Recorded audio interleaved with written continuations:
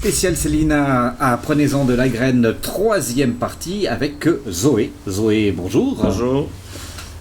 Quand on a préparé cette émission, en fait, c'est Célina qui a demandé impérativement à ce que vous soyez là. Et honnêtement, j'ai pas compris. Moi non plus d'ailleurs. Voilà, on est deux. Ouais. Parce que vous êtes un martyr. Martyr. Vous avez travaillé avec elle. Oui, j'ai travaillé avec elle. Vous la connaissez depuis de nombreuses années. Oui, je pense une dizaine d'années à peu près. Même un peu plus. Ouais. Et vous êtes quand même là. Je suis toujours là. Pour Célina, je serai toujours là. Quoi. Mais maintenant, témoignez. Ouais.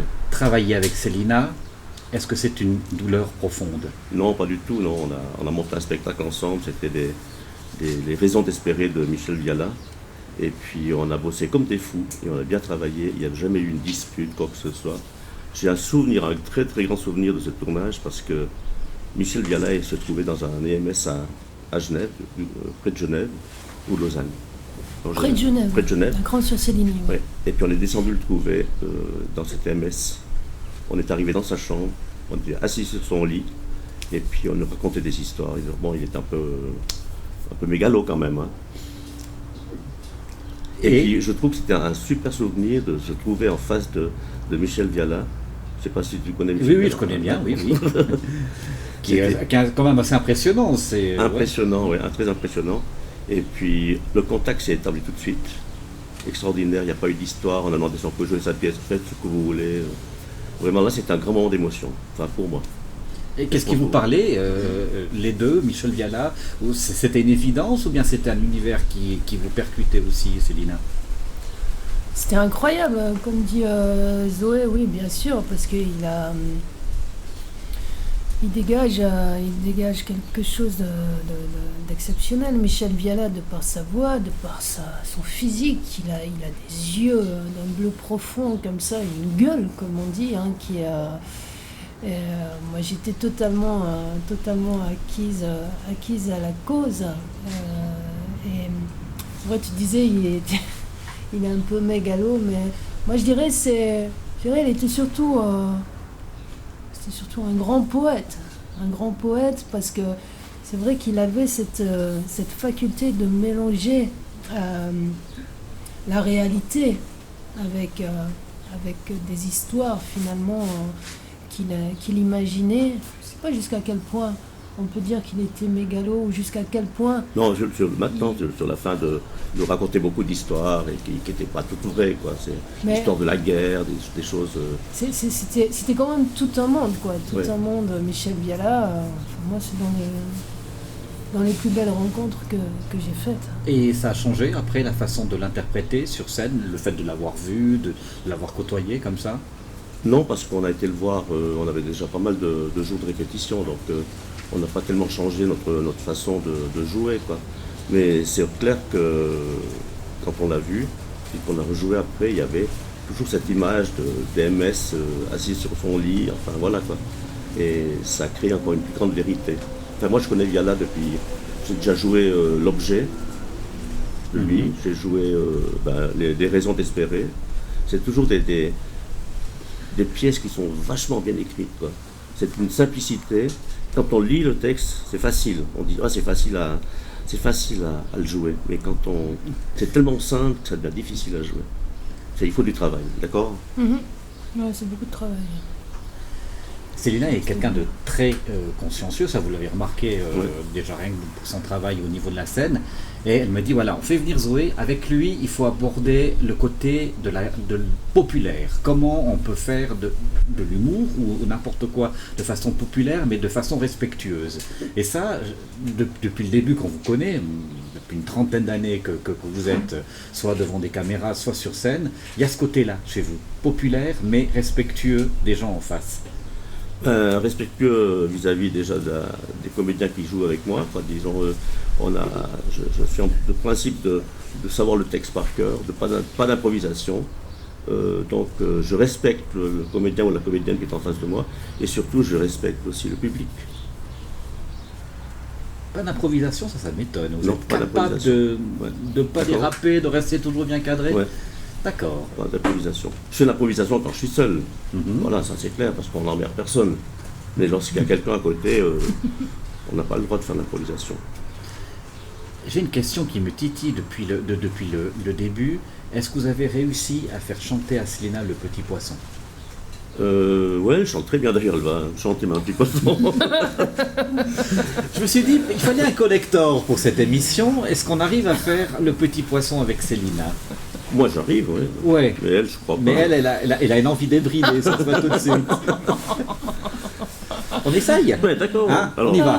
la Allez. main gauche en avant, Allez, la main droite sur le public, vous voyez, elle aussi. Hein. allez, Tournez les pouces, allez. on tourne. Petit poisson qui tête encore sa mère. Elle chante pas, elle Petit triche. poisson qui Qui couche tête encore tout nu, tout nu, tout nu. Petit poisson deviendra poitrinaire. Si petit poisson continue, bah ou. Rien du tout, hein. Alors, finalement, Et j'ai pas chanté Petit Poisson, mais, mais pourquoi? Mais mais pourquoi? j'ai chanté, c'était quand il y a une année, il y a 2 ans, une chanson qui s'appelle Nounours. Zoé, à côté de moi, déguisée en nounours. Et c'était un moment assez incroyable. Ouais. Je suis très bien en nounours. Oui, mais Célina me déçoit beaucoup, la pause et Non, mais chanter. c'est comme ça. Célina, elle est assez. Vous avez remarqué, hein, c'est clair. Bah, je parlais juste en début d'interview, dans la première partie, assez déjanté de son côté très lisse, très sage. Vous avez quand même réussi un peu à enlever à la débrider un peu plus, côté transmission aussi? Eh bien, je pense que maintenant elle a changé, mais je me rappelle qu'au début, Célina, c'est pas une fille qu'on peut tellement toucher, quoi. Elle est assez prude. Elle, je sais pas, d'ailleurs je lui avais dit si tu veux faire du cinéma, ma chère amie, Oui, il va falloir il faudra s'acquitter, coucher. hein. Voilà. Voilà. Et puis je crois qu'on a le faire du cinéma, donc c'est bien parti. Je pense que sa vie va changer et beaucoup évoluer. Non, c'est clair, parce qu'on a joué justement là, des raisons d'espérer. Elle était jeune, moi j'avais mon âge, quoi. Elle était jeune. Oui, elle était jeune, elle était tout. Enfin bref, moi j'ai mon âge, alors il y a une différence d'âge entre elle et moi. Je comprends que des fois le contact n'est pas toujours aussi facile. Célina, quand vous l'avez approché, Zoé, est-ce que vous aviez en tête toute cette image qu'on a de lui, le côté farceur, le côté petit poisson qu'on vient de faire, le côté caméra invisible, ou vous aviez déjà perçu autre chose chez lui? Non, j'avais déjà perçu autre chose. Parce que oui, il y a tout ce côté humour chez Zoé qu'on connaît tous. Hein. Il nous a accompagnés, plusieurs générations en Suisse romande. Quoi. Encore aujourd'hui, tout le monde se souvient de Petit Poisson. C'est par respect que je ne l'ai pas fait avant. Hein, parce que Oui, c'est ça, petit tuyau. Ouais. Non, c'est vrai. Ouais, c'est vrai, oui. D'accord. Mais tout le monde te connaît en Suisse romande par rapport à ton aspect humoristique. Mais effectivement, il y a un côté, il y a un autre côté de Zoé. Il l'a joué d'ailleurs plusieurs fois au théâtre, qui est incroyable, quoi. C'est quelqu'un d'extrêmement. Alors il dit que je suis pudique, mais il n'est pas moins que moi. C'est quelqu'un de très très pudique aussi, qui finalement camoufle différemment que moi sa pudeur. C'est bien tourné, soyons ça. clairs. Ouais. Donc voilà, moi je me déguise pas en nounours ou voilà, pas encore. Qui est Moi pas encore. J'ai une autre façon en fait que toi de cacher un peu tout ça. Non, Zoé est quelqu'un de très agréable. Parce que justement, il a cette profondeur. Et je crois qu'on n'aime pas les gens comme il les aime si on n'a pas cette profondeur. Et on ne fait pas rire autant les gens si on n'a pas cette profondeur. Zoé, vous la voyez comment évoluer, Célina, dans les années à venir? Oh, bien, parce que Célina, c'est une touche à tout. Hein. Elle est capable de tout faire. D'abord, elle a commencé avec son accordéon, son petit Léon. Ensuite, elle a quitté les bistrots pour faire autre chose, des animations à gauche, à droite. Elle fait des disques. Enfin bref, disons, c'est une fonceuse. Moi, je la vois très très bien arriver. Parce qu'elle travaille. Elle travaille énormément. Et ça, c'est bien, ma petite. Bravo. Donc, quand elle dit qu'à un moment ou à un autre, elle va faire du cinéma, Ouais. Vous la croyez? Je la crois et j'aimerais bien qu'elle en fasse. Ouais. Mais Parce pas dans qu'elle la a, comédie. elle a une tête à cinéma quand même. Hein? Non, t'as une bonne tête. T'as une bonne tête. Non, t'as une jolie tête, c'est vrai. Tu peux faire un film d'horreur, des trucs. Ouais. Mais on me l'a proposé il y a pas longtemps. Eh bien, Zoé, je vous remercie.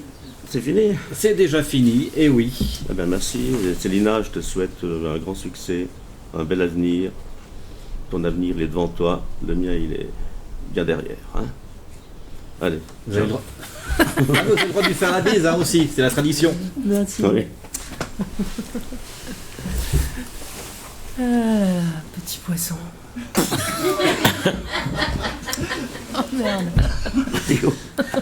Et t'as pas encore vu le reste. Ah non, non, s'il te plaît, Joël. Aïe, aïe, aïe. Merci. Bravo.